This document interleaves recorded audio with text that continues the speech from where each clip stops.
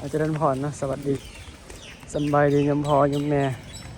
พี่ทุกท่านทุกคนที่กำลังติดตาม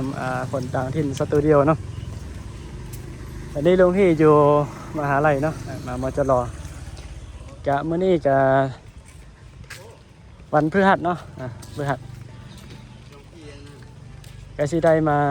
สำหรับอันนี้เป็นสำหรับสาขาหรือว่าภาษาอังกฤษเนาะเป็นสาขาภาษาอังกฤษเพิ่นจะมารับก็คือเป็นกิจกรรมประจำปีเนาะของนิสิตเพิ่นจะต้อนรับปีหนึ่งนั่นแหละจะได้มีพิธีคล้ายๆแบบว่ามัดคอต่อมือหั่นนะมัดคอต่อแขนเนาะอันนี้แต่ก่อนนะตอนพี่เรียนปีหนึ่งเนี่ยปฏิบัติธรรมอยู่นี่เด้ทุกคนปฏิบัติธรรมอยู่นี่ปฏิบัติธรรมประจำปีแกที่ว่าเอามาท่านอยู่เนาะแกปีที่2นี่ไปมหาสารคามเนาะแล้วก็ปี3ไปลาวเนาะไปวัดป่าพระบาทภูเขาควายเมื่อนี้ก็ปี1ถึงฮอดปี4เนาะทุกคนปี1ฮอดปี4นี่สิได้พากันมาร่วมกิจกรรมมัดคอต่อแขนหรือว่าบาสีสุขวัญน้องใหม่เนาะต้อนรับน้องใหม่ก็คือปี1หั่นแหละเนาะฮ้อนเนาะตอนมื้อเช้านี้คือว่าแดดก็บ่ค่อยอันนั้นปานใดเนาะแดดอ่อนอยู่คิดว่าฝนจะตกอีกเมื่อวานนี่ฝนก็ตกโอ้ยฝนตกตั้งแต่อยู่ขอนแก่นเนาะทุกคนยามพ่อยามแม่อยู่ขอนแก่นนี่ฝนตก 2-3 มื้อนี่ฝนตกเนาะโซลาร์มันจะตกเพราะสึกมันตกหนักเลยเด้ตกอะไรก็มีลมเนาะอันนี้คือหอประชุมเนาะอันนี้เป็นหอประชุมของ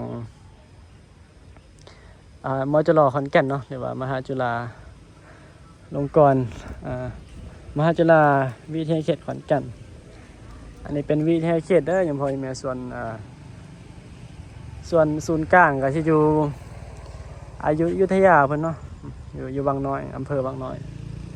จังหวัดศรีพระนครศรีอยุธยาอันนี้เป็นบริเวณเนาะมหาลัยที่น้องพี่เรียนก็จะเป็นประมาณนี้เนาะโซนนี้ก็จะเป็นหอประชุมเนาะโซนนี้ก็จะเป็นบอลกิจกรรมเนาะเป็นสร้างเสร็จปีก่ายเนาะหรือว่าปีที่แล้วนะก็จะเป็นบอลนั่งเล่นนั่งสันข้าวสันน้ำของแต่ว่าส่วนใหญ่นี่บ่ค่อยมีคนนั่งนะปานใดภาคปกตินะแต่ว่าบ่รู้ว่าภาคสมทบเป็นมาบ่เสาร์อาทิตย์น้องพี่ม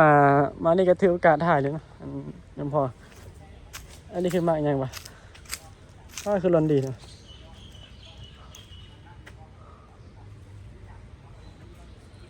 เดี๋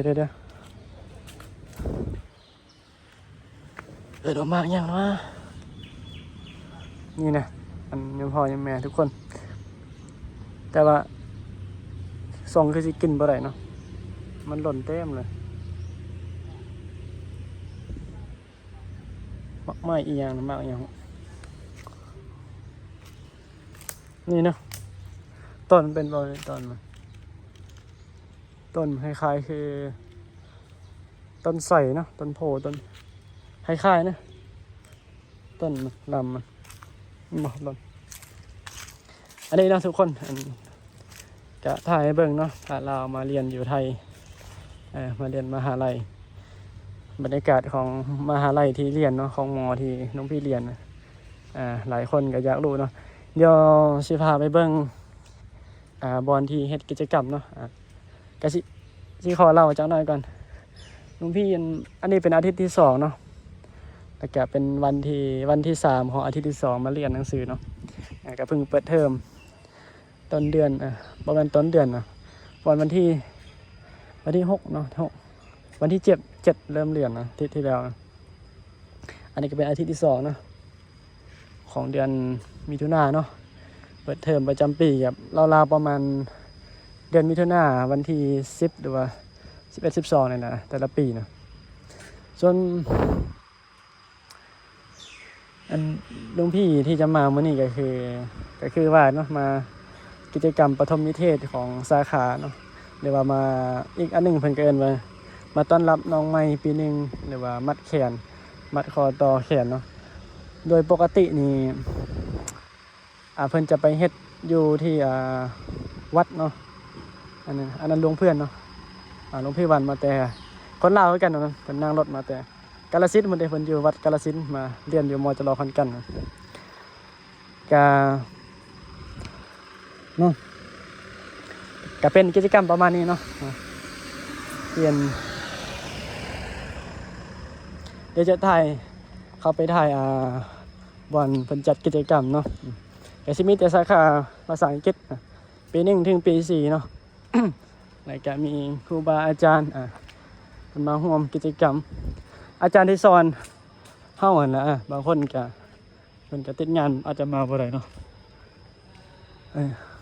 ก็เริ่มแล้วเนาะเริ่มแล้ว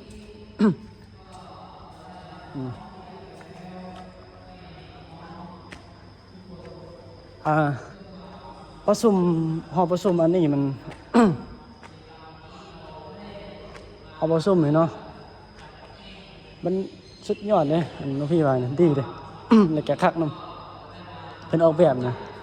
ข้างบนจะเป็นชั้น2เป็นหอประชุมเหมือนบ่แต่ว่าชั้นล่างนี่เป็นหอสมุดเหมือนบ่คักเลยดิหอสมุดนี่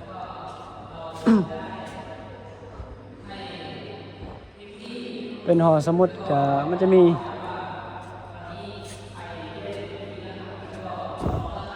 อันนี้ก็เป็นโซนหอสมุดเนาะแล้วก็โซน แล้วก็ชั้น2ก็จะเป็นหอประชุมก็มื้อนี้ก็เป็นตอนนี้ก็เป็นใกล้เวลาจะฮอดเวลาเรียนโดยปกตินะก็เลยบ่ค่อยมีนิสิตบ่ค่อยมีนักเรียนเนาะ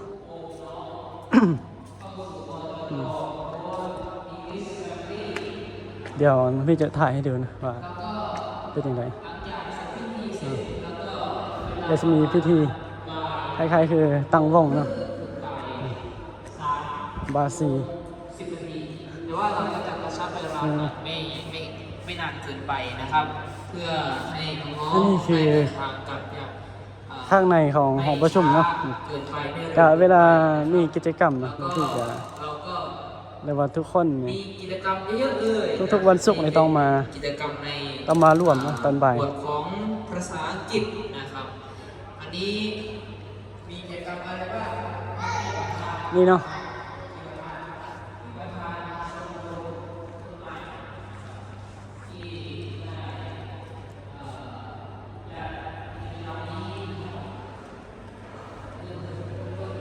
อะไรนี่ฮาวนี่ก็เป็นที่ปรึกษาให้กับลูกน้องต่อไปนะครับนิสิตเนาะนิสิตปี2ปี3ปี3นี่เนาะปี3เนี่ยจะมาร่วมกิจกรรมกันดำเนินงานไปอย่างราบรื่นนะครับแล้วก็อันนี้จะเป็นพระอันบางที่มาแต่ลาวด้วยกันเนาะจะมาเรียนหอด้วยกันก็อยู่วัดเดียวกันนี่ตอนเรียนมัธยมก็เรียนเคยเรียนโรงเรียนเดียวกันเนาะเตรียมตัวจะเริ่มเวลาประมาณอันนี้มันลูกผู้ใดโมงนะครับก็จะทำพิธีบูชาพระรัตนตรัยแล้วก็ให้ท่านประธานชมรมทำประธานหลักสูตรนะครับพระมหาสมพงษ์ปัญญทโรนะครับเป็นที่คนเปิดงานให้โอวาทอันนี้คือข้างในของหอประชุม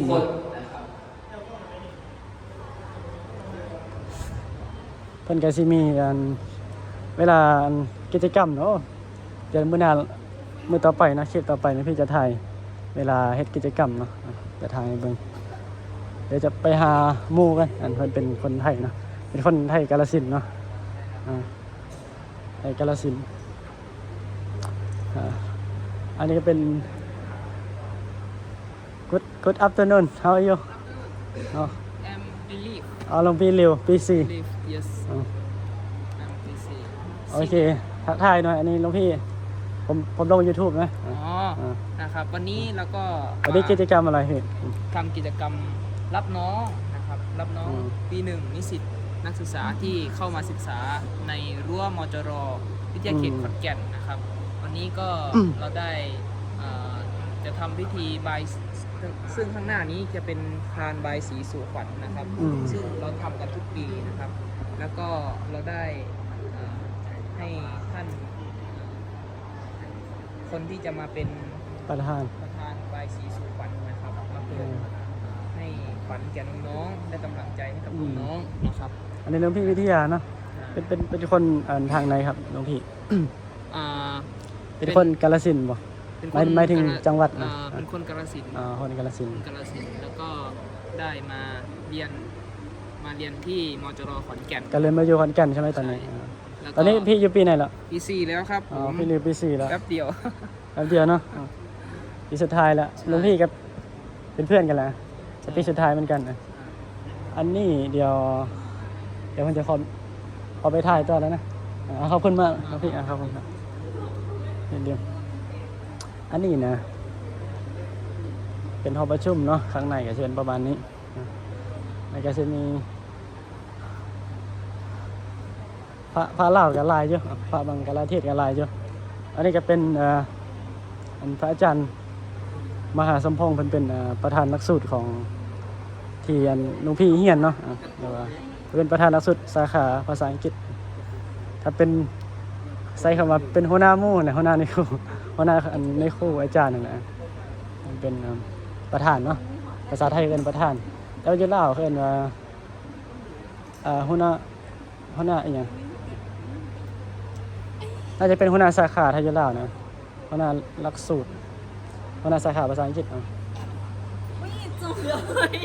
นี่ได้อยู่ เมื่อนี้เพิ่นกับมาเป็นประธานอีกคือเก่าเนาะ แต่ละปีกับพระอาจารย์เป็นคนมหาสารคามพระอาจารย์เป็นก็ มหาสารคามพระอาจารย์อันตอนไปเรียนอันโอโทเนี่ยพระอาจารย์บริเรียนอินเดียป่ะครับอ๋อบางหน่อยเนาะ ไอ้นั่นเองเสือ อ๋อ พิษณุ พิษณุโลก ครับผมอ๋อแสดงว่าบ่เป็นมอจรออาจารย์เฮียนอันปอโทเนาะแต่ว่าปอตี้อาจารย์เฮียนสาขาพุทธเลยเนาะ หาประตังกิจ อ๋อภาษาอังกฤษมอจรอแต่ว่าอยู่บางหน่อยเนาะอันตอนที่พระอาจารย์ไปเรียนพระอาจารย์พักอยู่วัดใดครับพักอยู่หม้อเลยบ่ บ่อยู่วัดไปเขียววัดเวลุวัดนาลามดอนเมือง อยู่ดอนเมืองวะเนาะ ดอนเมือง อ๋อคุณอยู่แต่ว่าบ่ฮู้ดอก เมืองใหญ่กรุงเทพ ดอนเมืองแถวแต่เมืองท่องธานีอ่ะ แถวทางขึ้นสนามบินบ่ครับอาจารย์บ่แม่นบ่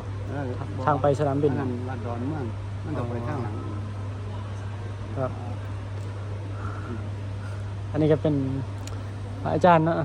ตอนนี้ก็สอน เหลื ล อง เวลาอีก5 นาทีแล้วก็จะ สอนตั้งแต่ปี1ถึงปี4อ่า ลง YouTube พระอาจารย์ รูปไปไหน สวดมน ลง ต์ YouTube แบบกล่าวพระรัตนตรัยแล้วก็ แชร์ให้คนฮู้นะว่ามีสาขาภาษาอังกฤษ ให้บัญชีเรียนเชิญ อืม ท่านประธานหลักสูตรนะครับที่จะมาเปิดงาน คือท่านพระมหาสมพงษ์ปัญญทโร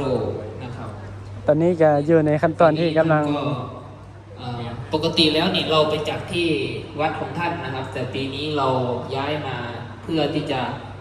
สะดวกในการเดินทางแล้วก็ให้เพื่อไม่ยุ่งยากในการ อันนี้ก็เป็น เดินทาง อันนี้ แต่ว่า ก็เป็นพระลาวกันเด้อ ก็ คุณพร ที่นั่นก็มี หลวงพี่ สิ่งของเตรียมพร้อมทั้งหม ไม่ ด สอน นะค ไส้ รับแต่ว่าด้วยความที่การเดินทางในครั้งนี้เพื่อเราไม่ ขอบใจเด้อ ต้องเสีย ขอบใจ ค่า เด้อ รถ ขอบใจเด้อขอเงินเด้อ เดิน เอาเฮ็ดเองบ่นี่นะ มาจากที่มหาลัยเลย โอ้เฮ็ดเป็นเนาะ แล้วก็อุปกรณ์ต่าง เออ เราก็พร้อมเพื่ออุปกรณ์มันจะได้ไม่ต้องไปไกลครับ สีทนอันนี้ก็หลวงพี่สีทนเองเนาะสีทนจันทรังสีเอาเป็นสีทนวานารามเลย ปีนี้ก็เป็นปีสุดท้ายของพี่ปี จันทรังสี 4แล้วเราก็ เป็นคนคำมวน ได้ ขายแขก ทำห เนาะ น้าที่ คนคำมวนนี่แต่ว่าบ่ค่อยมวนปานใด สนับสนุนบ ม่ ริ วนอยู่ หารกิจการงานในสาขานะครับ อาจจะพอได้ยินเนาะ คุณครูคณาจารย์นะครับ บ่มีไม้ เพื่อเราจะ มีอยู่มีอยู่ ให้ มีอยู่ เพื่อได้ทำงานก่อนจ อันนี้ บ จะ นะครับ ช่วยอาจาร อัน ย์ นี้จะ คณาจารย์ พี่สัง นะครับ หลวงพี่วินเลียมเนาะ เรียน อ่าแล้วก็เริ่มทยอยกันมาแล้วนะครับ เดี๋ยว ตอนนี้อ่า หลวงพี่จะถ่ายอันยาวเลยนะ น่าจะพอนะเท่าที่เตรียมไว้ก็น่าจะพออยู่ประมาณ 30กว่าตัวะ ตอนนี้ก็ประมาณเที่ยงเนาะเที่ยงเจ้าหน้าที่ตอนนี้เนี่ย50ประมาณ50พอหรือเปล่า57นะเพราะว่าบ่ายโมงนี่ก็สิเริ่มแล้วเนาะมันสิเริ่มแล้วมันสิเริ่มแล้วเริ่มก็คือเริ่มอันบาซี่เนาะเดี๋ยวแล้วพี่จะไปสัมภาษณ์นะเพราะว่ามีพาลาวละอะไรนี่ก็พาลาวได้ทุกคนนี่ก็พามาแต่ลาวอันไทยแขกเนาะขนาดบ่แม่นน่ะหินบุญบ่ หินบุญ หินบุญน่ะอ๋อร็อกบุญว่ะ อันนี้ก็หลวงพี่วิลเลียมนะ เจริญพร แกสักถ่ายมั้งพาลาวมาเรียนอยู่เรียนภาษาอังกฤษด้วยเนาะ โดยเรียนภาษาอังกฤษขน้อยก็ ปียังล่ะ 3แล้ว ได้ทราบแล้วบ่ โดย อ๋อไม่คือไว้แท้แม่นบ่ แม่น สองหรือว่าสาม 3 อ๋ออันนี้3นะเป็นโอ้ตกใจเนี่ยแป๊บเดียวอันนี้จะมันเป็นเนี่ยนี่ติหลวงพี่เพิ่นนะแล้วก็อันนี้ก็เป็นอันพาลาวเหมือนกันเนาะอันเดี๋ยวนะหลวงพี่โอ้ยอันสวัสดีครับหลวงพี่สบายดีอันที่ว่าเป็นคนอันนี้เพิ่นเป็นรองประธานเนาะทุกคนเป็นรองประธานอันคนที่3อันนี้กันเลยอันนี้ครูบาปีเตอร์เนาะเป็นคนลาวเหมือนกันอยู่เพิ่นอยู่ไสขนาด อยู่วัด ว่าอ๋ออยู่ไทยอยู่วัดโพเนาะแต่ว่าอยู่ลาวขนาด อยู่วัดไตใหญ่ เอาง่ายคือเป็นคนเวียงจันทน์เนาะขนาดเนาะ ร่วงพระบาง เอาเรื่องเขาบ้างบ่ ฟังสำเนียงได้ดีคนเวียงจันทน์ อ๋อแต่ว่ามาเฮียนอยู่อันเวียงจันทน์เท่านั้นเนาะจบแล้วก็มาเฮียนอยู่ไทย อยู่ร่วงพระบางอยู่วัดโพนไส